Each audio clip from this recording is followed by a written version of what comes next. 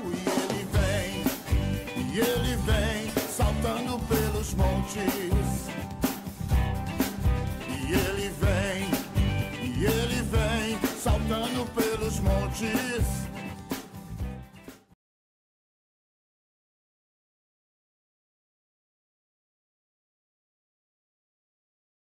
Olá, Agapinho! Tudo bem com vocês? Mais um dia, mais um culto que nós vamos adorar, vamos celebrar o Senhor na presença dos homens, na presença dos anjos. Nós vamos louvar o Senhor. Vamos lá? Na presença dos homens, na presença dos anjos, sempre eu te louvarei, te louvarei. Mesmo estando em guerra, você lembrando minha vitória, eu te louvarei, sobre toda a terra, novo som se ouvirá, uma alegria, força pra continuar, Deus de maravilha, de louvar, de louvar, de louvar. Eu entro na tua presença para receber o seu poder. Quanto mais o tempo passa, mais quero Deus. O fogo cai, a igreja canta, o inimigo cai ao chão. Fogo e glória nas cabeças, 1000 graus de unção, 1000 graus de unção. Som da festa vai subir, tua glória descerá, se ouvirá um novo som de aleluia. Som da festa vai subir, tua glória descerá, se ouvirá um novo som de aleluia, aleluia. Nós vamos continuar adorando o Senhor agora, declarando que Ele é digno, que Ele é soberano, que Ele é o nosso Senhor. Ele está sobre o trono, mas Ele também está aqui, pertinho de você, e você pode falar com Ele a hora que você quiser. Vamos adorar esse Deus? Graças eu te dou, Pai, pelo preço que pagou, sacrifício de amor que me comprou, ungido no Senhor, pelos cravos em tuas mãos. Graças eu te dou, ó meu Senhor, lavou minha mente e coração, me deu perdão, restaurou a comunhão. Digno é o Senhor, sobre o trono está, soberano Criador, a sempre te adorar. Elevo minhas mãos ao Cristo que venceu, Cordeiro de Deus morreu por mim, mas ressuscitou.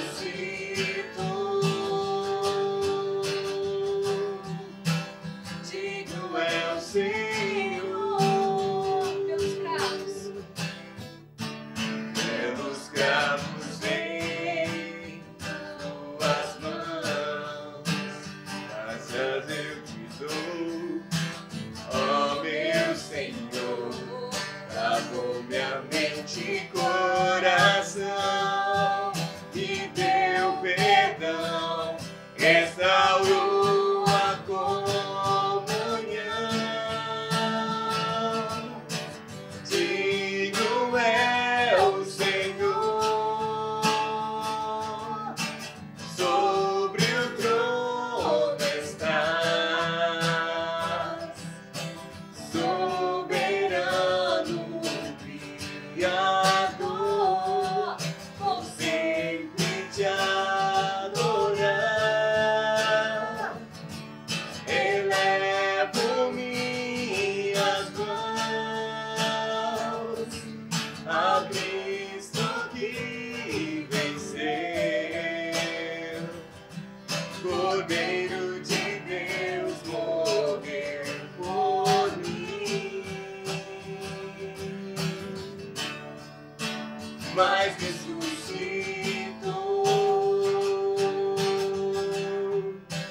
Digno é o Senhor, mas ressuscitou. Digno é o Senhor.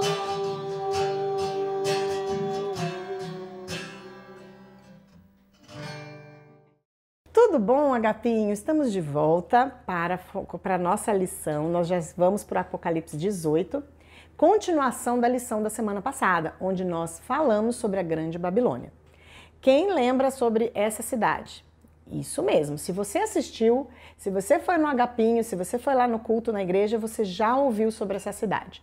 A Grande Babilônia é uma cidade muito preocupada só com as riquezas materiais, não respeita Deus, apoiada pela besta, que nós já estudamos que é o anticristo. Este, por sua vez, apoiado pelo grande dragão, que é Satanás. Então agora vocês já estão entendendo, essa cidade muito rica, mas as suas riquezas não eram riquezas adquiridas de forma positiva ou de forma saudável, mas sim um desejo exagerado de ter poder, de ter fama e, acima de tudo, de blasfemar o nome de Deus, né? De negar o nome de Deus, de falar mal de Deus. Muito bem, hoje nós vamos saber o fim dessa cidade. Então nós vamos estudar Apocalipse 18, beleza?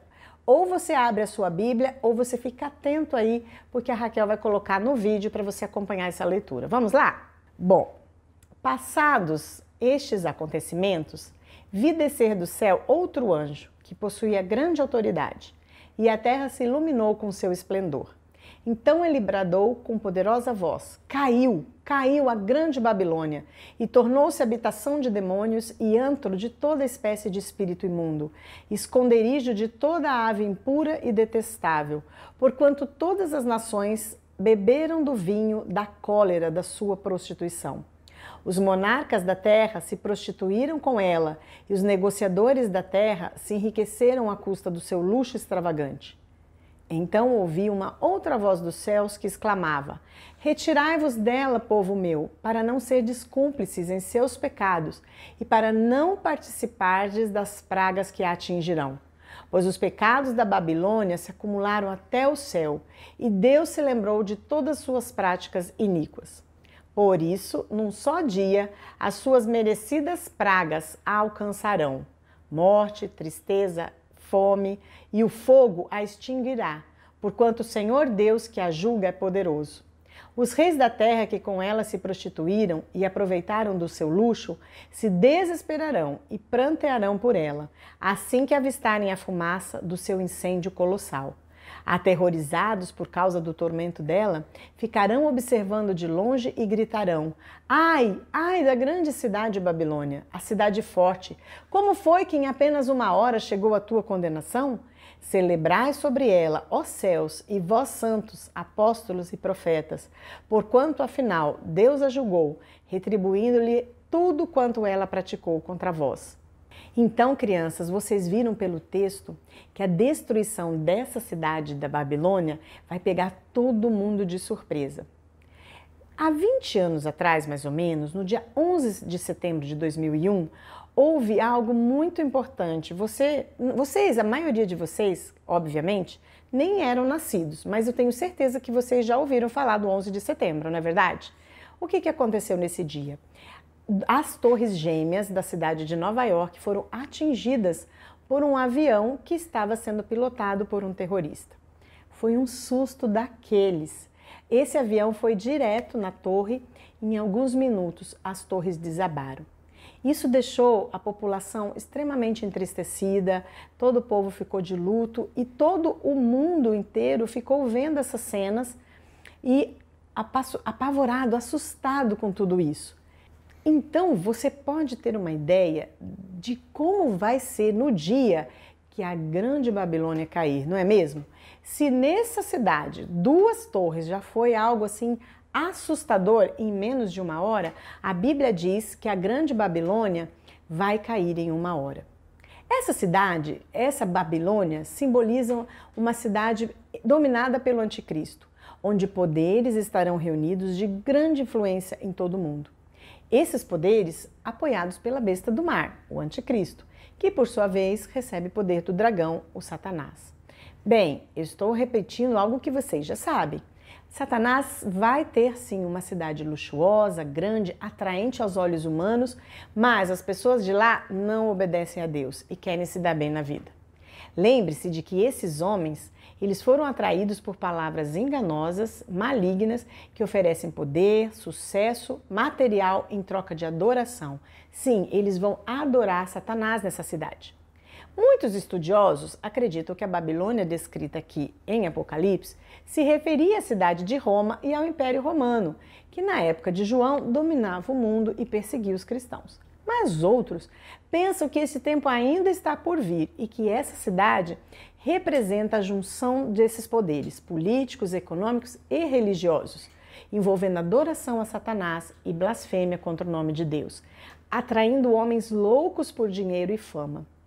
E por isso, como diz a Bíblia, num só dia as suas merecidas pragas a alcançarão, morte, tristeza e fome, e o fogo a extinguirá, porquanto o Senhor Deus que a julga é poderoso.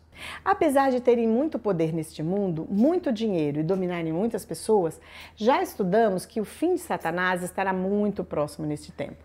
E com o seu fim haverá o colapso de toda organização humana, comercial e outras modalidades que deixam Deus fora do planejamento.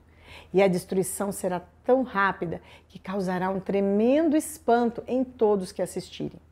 Sim, crianças, o amor às riquezas deste mundo nos afastam de Deus. Mas preste atenção, não é pela riqueza e pelo comércio que essa cidade será castigada, mas sim pela maneira como buscam essas riquezas.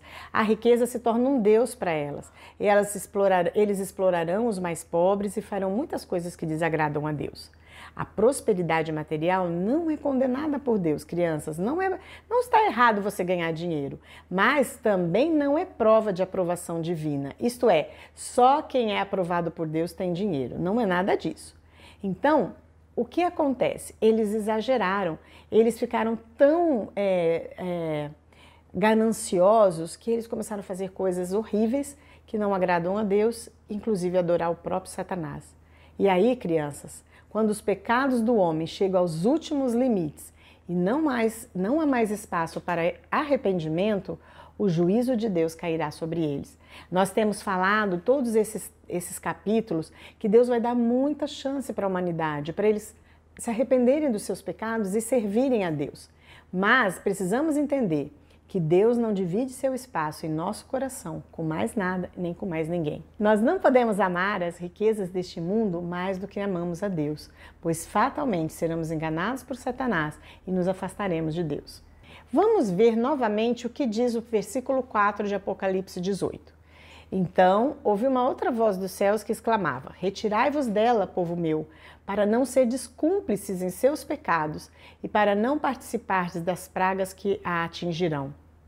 Então, crianças, o que é ser cúmplice? Você sabe o que é ser cúmplice? Cúmplice é quando você não está fazendo o que aquela pessoa está fazendo, mas você assiste ela fazer e não se manifesta. Vocês entenderam? Então Deus está falando assim: se vocês que dizem que me amam estiverem nessa cidade, vocês vão ser cúmplices. E Ele está falando: saiam dessa cidade, não fiquem nessa cidade. Essa é uma exortação para que o povo de Deus não seja conivente com o pecado da cidade e nem comece a praticá-los. Em 1 Coríntios 15, Paulo diz: não se deixem enganar, as más companhias corrompem os bons costumes. Sim, crianças, isso é uma verdade. Nós não devemos nos associar com pessoas que desprezam a palavra de Deus e agem de maneira contrária aos valores que estão na Bíblia. Tenham muito cuidado com isso. Muitas vezes o papai fala assim pra gente, ou mamãe: olha, não fica com essa pessoa, ele não é uma boa companhia para você, ele faz coisas que a mamãe não concorda, que o papai não concorda, que Deus não concorda. Aí você pensa: ah, o que tem? Só vou ficar um pouquinho, só vou ficar na escola. Mas não é isso que a Bíblia diz, gente. Mesmo que você fale: eu nunca vou fazer o que essa pessoa faz, mas você vai ficando, você vai sendo cúmplice e de repente você está envolvido com as mesmas coisas erradas que essas pessoas fazem. Então a Bíblia diz: vocês precisam entender que as más companhias corrompem, isso é, destroem os bons costumes. Então você tem que ouvir o papai, tem que ouvir a mamãe, tem que ouvir os facilitadores do agapinho quando eles avisam vocês das coisas que vocês devem evitar, tá certo? Muito bem, então Deus está falando isso para o povo: não fiquem nessa cidade. A destruição da Babilônia é parte do juízo de Deus sobre os que maltrataram o seu povo. Olha o que está escrito, o que foi visto nessa cidade. E em suas dependências foi descoberto o sangue de profetas e de santos e de todos os que foram assassinados na terra. Isso está lá no versículo 24. Então, crianças, nessa cidade também foi encontrado muito sangue derramado de pessoas que amam a Deus, sangue de profetas, de santos e de homens, de cristãos que foram assassinados. Sim, então nós podemos entender que nessa cidade, na Grande Babilônia, haverá muita perseguição àquelas pessoas que decidirem adorar somente a Deus. Eles serão mortos pela decisão de amarem a Deus. Por quê? Porque essa cidade adora Satanás. E quando eles entenderem e não quiserem adorar Satanás, eles vão ser perseguidos. Sabe, crianças, Satanás sempre vai tentar colocar medo no povo de Deus através do sofrimento. Ninguém gosta de sofrer, mas nós temos que entender que quando Deus está conosco, em todos os momentos, nós podemos encontrar forças, inclusive para suportar o sofrimento. Assim será para com os cristãos perseguidos. Hoje, vocês sabiam que hoje mesmo, em muitos países do mundo, se você admite que você é cristão, você pode morrer? Você pode estar assinando uma sentença de morte? Pois é. Aqui no Brasil isso não acontece ainda, graças a Deus, né? E talvez por isso a gente pareça que a perseguição fica tão distante da gente. Mas olha, não é assim em todos os países. Ao mesmo tempo que por vivermos tão facilmente como cristãos aqui no nosso país, muitas pessoas levam uma vida dupla. Como assim? Fora da igreja são uma coisa e dentro da igreja são outra. Então, se dizem cristãos, mas na verdade eles não obedecem a Deus, eles obedecem os desejos da carne e não seguem a palavra de Deus.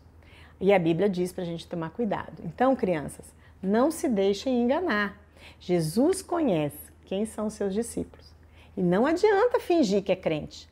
Você pode até enganar uma pessoa, mas você não engana a Deus, tá certo? E você precisa lembrar também que o cristão tem uma promessa de vitória. E essa promessa só existe para aqueles que obedecem a Deus incondicionalmente. Então, se você ama a Deus, você precisa obedecê-lo. Nós não podemos fingir que somos crentes, porque Deus conhece o nosso coração. E outra coisa, a Bíblia nos diz o local correto onde devemos ajuntar tesouros. Olha só. Em Apocalipse 18, no verso 17, diz assim: em 1 hora, crianças, 1 hora, 60 minutos, as tão grandes riquezas vão virar nada. Assim como essa torre que a gente falou para vocês, em menos de 1 hora não tinha mais nada. Então imagina a cidade inteira. Então o que significa isso? O que a gente entende com isso? Que as riquezas deste mundo não são importantes para Deus. Tanto que Jesus disse: não ajunteis para vós tesouros na terra, onde a traça e a ferrugem os corroem, e onde os ladrões minam e roubam.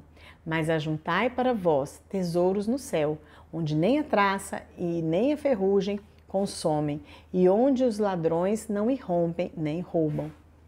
Pois onde estiver o vosso tesouro, aí estará também o vosso coração. Esse texto está lá em Mateus 6, 19 a 21. Crianças, esse versículo que eu acabei de ler é o versículo para decorar dessa semana. Então, eu quero que vocês leiam de novo comigo. Vamos lá? Olha o que Jesus diz. As riquezas deste mundo não são importantes para Deus. Percebe o que ele fala? Não ajunteis para vós tesouros na terra, onde a traça e a ferrugem os corroem, e onde os ladrões minam e roubam. Mas ajuntai para vós tesouros no céu, onde nem a traça nem a ferrugem consomem, e onde os ladrões não irrompem nem roubam. Pois onde estiver o vosso tesouro, aí estará também o vosso coração.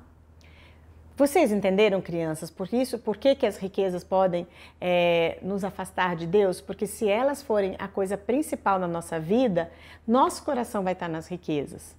Então, a alegria deste mundo, baseada em dinheiro, posses, bens, prestígio, luxo, é fútil e passageira e nos levam à perdição eterna.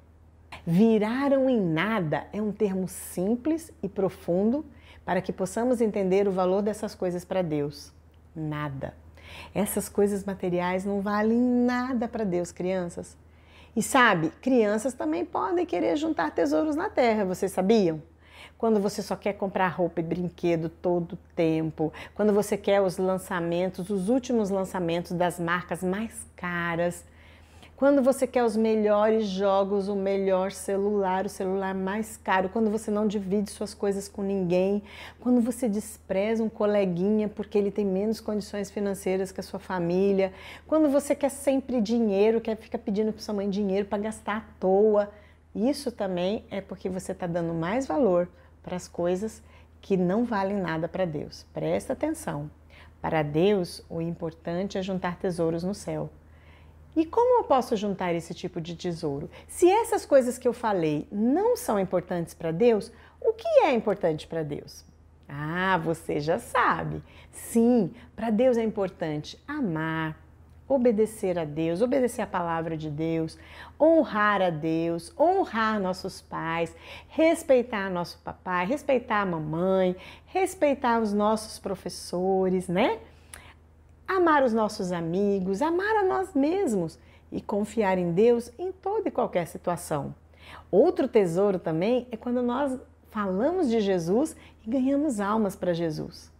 E aí eu te pergunto, como está o seu tesouro celestial? Tem pouquinho ou tem bastante? Tem criança que tá, com tesouro, não tem nem tesouro. Por quê? Porque não está fazendo nada dessas coisas que eu falei. Mas tem crianças que já estão juntando tesouro no céu. E você, quer juntar tesouro no céu? Você quer aumentar o seu tesouro? Olha, não tem jeito. Se nós valorizarmos mais as coisas materiais do que as coisas espirituais, nós não vamos agradar a Deus. E o final de tudo isso, você já sabe. É importante que Deus entenda que o nosso coração é o coração dele. Hoje eu quero orar por vocês que querem juntar tesouros no céu. Quem quer juntar tesouro no céu? Eu quero juntar tesouro no céu. Eu quero que Deus olhe para minha vida e fique contente. Eu quero que tenha muito tesouro no banco do céu. Porque eu quero passar o resto da minha vida com Deus. Eu não quero ser destruída como essa cidade. Olha o que Deus falou, sai desse lugar. Esse lugar não tem futuro. Crianças, não há futuro para quem só pensa nas coisas materiais. Eu vou orar por você. E se você está muito preocupado em ter dinheiro, em ser o mais rico da sua escola, sabe que tem criança que tem vergonha do carro do pai? Vocês acreditam? Eu já vi isso. Ai, pai, não para aqui não, porque eu não quero que ninguém veja o seu carro. Porque o carro do pai é mais simples que o carro dos outros pais. Então, isso não agrada a Deus, não. Mas eu vou orar por você, para que seu coração esteja desejoso de guardar tesouro no céu e não na terra, tá bom?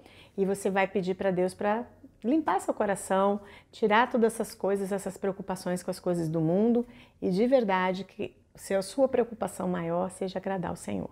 Vamos orar?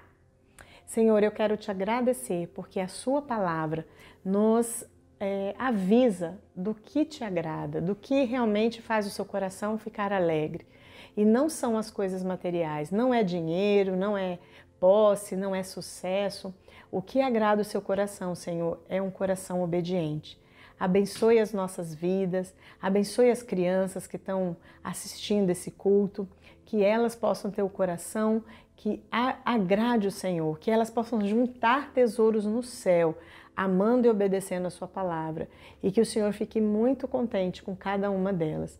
E aquelas, Senhor, que porventura estão ainda preocupadas com os tesouros dessa terra, mas que hoje entenderam que isso não vale nada para o Senhor, que o Senhor possa realmente estar ajudando a elas a se livrar de tudo isso e buscar aquilo que de fato faz diferença. E que o nome do Senhor seja glorificado na vida delas. Eu oro em nome de Jesus. Amém. Amém, crianças? Então é isso. Semana que vem nós estamos de volta e já estamos terminando o livro, então não perde, tá? Um abraço, tchau! Incendeia, Senhor, a sua noiva. Incendeia, Senhor, a sua igreja.